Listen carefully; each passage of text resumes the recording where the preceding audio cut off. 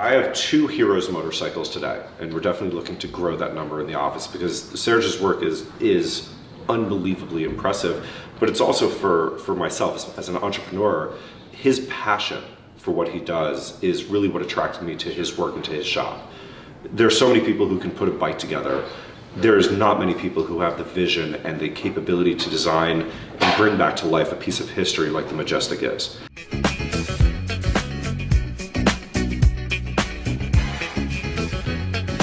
And it wasn't until I met Serge that he really opened my eyes up to a completely different type of designed motorcycle, and not just one, but going through both of his locations, the uniqueness of his bikes and his vision for how he restores them is unbelievable.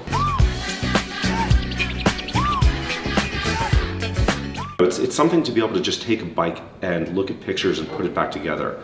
His vision for the color combination, for the details behind it, is really what makes Heroes motorcycles just the most unbelievable shop in the world. And as soon as I saw this bike, I just couldn't get it out of my mind. You know, I went to the Melrose showroom, saw it, left instantly because I knew this was going to be a problem. You know, and I would get in trouble with shopping.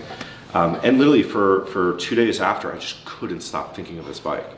And so I finally reached out, and we made the deal. And so it was really Serge's shop that expanded my knowledge, my desire for these bikes. But to me, this bike in particular, actually the motorcycle itself is 1 out of 100, but it's only 1 of 2 with this specific sidecar. It's the details, you know, and it's the creation of the details and the conceptualization.